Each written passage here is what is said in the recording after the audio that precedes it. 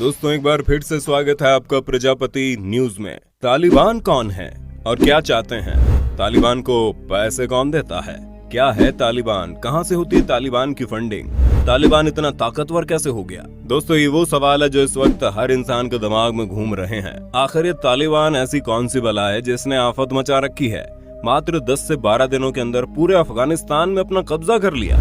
तो दोस्तों चिंता मत कीजिए, आज हम तालिबान के बारे में आपको कुछ ऐसी बातें बताएंगे जिसे जानने के बाद आपको ये समझ में आ जाएगा क्यों और कैसे तालिबान आज इतना ताकतवर बना हुआ है।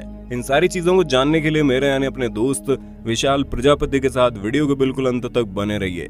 चलिए वीडियो को शुरू करते हैं, लेकिन हाँ वीडियो शुरू करने से पहले एक छोटी सी रिक्वेस्ट है। वीडियो के नीचे रेड कलर का सब्सक्राइब बटन दिख रहा होगा, उस पर क्लिक करके सब्सक्राइब कर लें और साइड में बेल आइकॉन भी दिख रहा होगा, उस पर भी क्लिक कर लें ताकि आपको वीडियो मिले सबसे पहले।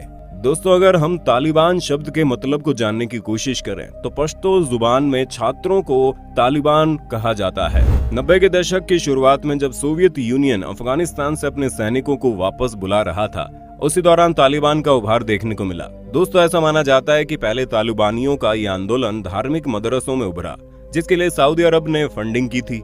इस आंदोलन में सुन्नी इस्लाम की कट्टर मान्यताओं का प्रचार किया जाता था। जब तालिबानियों को ये लगने लगा कि वे बड़े आराम से अपना राज जमा लेंगे, तो दक्षिण पश्चिम अफगानिस्तान में तालिबानियों ने अपना अच्छा खासा प्रभाव दिखाया और यहाँ के कई सारे इलाकों में अपना कब्जा जमा लिया।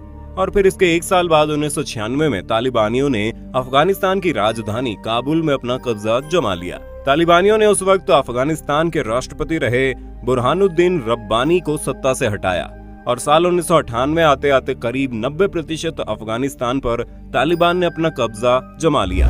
ये ऐसा समय था जब अफगानिस्तान के लोग मुजाहिदीन के आतंक और सोवियत यूनियन की रणनीतियों से ऊब चुके थे, इसलिए उन्होंने तालिबान का शुरुआत में स्वागत किया। भ्रष्टाचार पर रुकावट, अराजकता की स्थिति में सुधार, सड़कों का निर्माण, कारोबारी ढांचा और सुविधाएं मुहैया कराने के चलते शुरुआत में तालिबान बहुत ही ज्यादा फेमस हो गया। लेकिन यही वो समय भी था जब तालिबान अपने आप को कुछ ज्यादा ही पावरफुल समझने लगा था, इसलिए इन्होंने सजा देने के कुछ तौर तरीकों को लागू किया, जैसे कि हत्या वगैरह के दोषियों को सार्वजनिक तौर पर फांसी देना और चोरी के मामले में दोषियों के अंग भंग करने जैसी सजाएं थी। धीरे धीरे ये चीजें और ज्यादा बढ़ने लगी और फिर पुरुषों के लिए दाढ़ी और महिलाओं के लिए बुर्का पहनना जरूरी हो गया। अगर कोई इस नियम का पालन न करता तो उसके खिलाफ कड़े कदम उठाए जाते। तालिबानियों ने अफगानिस्तान में टीवी, इंटरनेट, सिनेमा जैसे सभी एंटरटेनमेंट की चीजों को बंद कर दिया। 10 साल से ऊपर की लड़कियां स्कूल नहीं जा सकती थी और अगर 10 साल से ऊपर की कोई लड़की घर से बाहर निकल रही है तो वो घर के किसी पुरुष सदस्य के साथ ही निकल सकती है। इस तरह के कई सारे नियम कानून तालिबानियों ने अफगानिस्तान के लोगों पर लगाए, जो उनकी जिंदगी पूरी तरह से नर्क बनाने के लिए काफी थे। और जब ये सारी चीजें हो रही थी तो पूरी दुनिया में तालिबान की बहुत ही ज्यादा थू-थू हुई। हालांकि तालिबान को बनाने और उसे मजबूत बनाने के इल्जाम से पाकिस्तान लगातार इनकार करता रहा।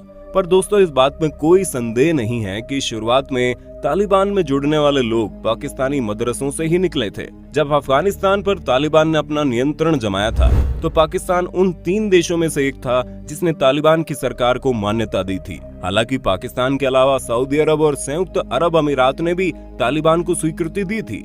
ये सारी चीजें चल ही रही होती है, तभी टेररिस्ट ग्रुप अल-कायदा 11 सितंबर 2001 को यूएसए में टेररिस्ट अटैक करवाता है और ये अटैक पूरी दुनिया को बदल कर रख देता है। दोस्तों अल-कायदा का लीडर उस समय कोई और नहीं बल्कि सऊदी का टेररिस्ट ओसामा बिन लादेन था और तालिबान ओसामा बिन लादेन को शरण देने में मदद करता है। अब जाहिर सी बात है कि अमेरिका पर हमला हुआ है तो अमेरिका ऐसे नहीं छोड़ने वाला था, इसलिए अमेरिका ने बदला लेने का फैसला किया और अफगानिस्तान में जहां जहां टेररिस्ट छुपे हुए थे वहां हमले करवाए, जिसकी वजह से कई मासूम लोगों की भी जानें चली गई। लेकिन मुजाहिदीन की नॉर्दर्न अलायंस का सपोर्ट देकर दिसंबर 2001 तक तालिबान को यूएसए पूरी तरह से पीछे कर देता है, जिससे यूएसए का काफी हद तक बदला पूरा हो जाता है। फिर हामिद करजई अफगानिस्तान के नए प्रेसिडेंट बनते हैं। 2004 में अफगानिस्तान में फिर से एक नया संविधान बनाया जाता है, जिसके तहत वहाँ इलेक्शन होते हैं और 6 मिलियन से ज्यादा लोग इस इलेक्शन में वोट भी करते हैं। अब हामिद करजई अफगानिस्तान के और भारत के अच्छे रिश्ते भी स्थापित करवाते हैं। वहीं दूसरी तरफ यूएसए भी पाकिस्तान में एयर स्ट्राइक्स करवाता है ताकि वहां पर जो तालिबानी मौजूद है वो खत्म हो जाएं। और फिर सालों की मशक्कत के बाद 2011 में यूएस फोर्स के द्वारा ओसामा बिन लादेन को भी मार दिया जाता है। अब इन सभी चीजों के दौरान यूएस ने अपनी आर्मी अफगानिस्तान में भेजी थी ताकि वहां पर शांति बनाए रखी जा सके और तालिबान को दबाया जा सके।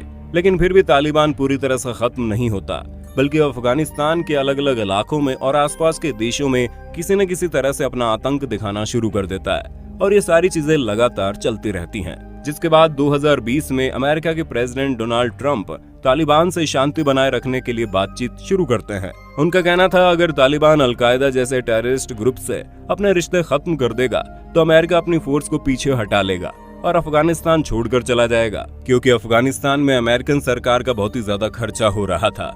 पूरे $2 ट्रिलियन खर्च हो गए थे और अमेरिका के लोग भी इस चीज के पूरे खिलाफ थे, क्योंकि वहां के लोगों को ऐसा लगता था कि हम क्यों यहाँ पर लड़ाई करने के लिए जाएं जो हमारा है ही नहीं। ऊपर से जनता के पैसे बिना फालतू के जंग में खर्च हो रहे हैं, इसलिए जनता और ज्यादा बौखलाई हुई है।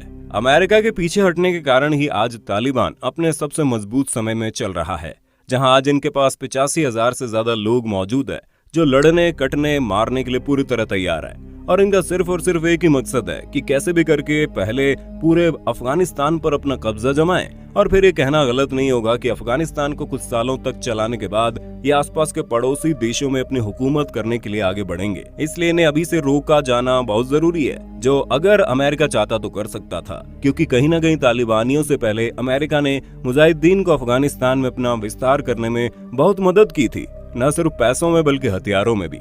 और उसी को देखकर तालिबानियों को लगा ये भी अपना विस्तार कर सकेंगे, इसलिए कहीं ना कहीं इसमें अमेरिका का बहुत बड़ा हाथ है। अब आपका इस पर क्या कहना है, हम कमेंट में जानना चाहेंगे। इसी तरह के वीडियोस को देखते रहने के लिए हमारे चैनल प्रजापति न्यूज को सब्सक्राइब करना ना भूलें। और हाँ, हम फिर मिलेंगे नई वीडियो में, तब तक के लिए जय हिंद जय भारत। दोस्तों, आपकी स्क्रीन पे 2 और वीडियोस दिख रही हैं, जिसे देखने के लिए आप इस स्क्रीन पर क्लिक करें। दोनों देखिएगा, बहुत अच्छी वीडियो बनी है।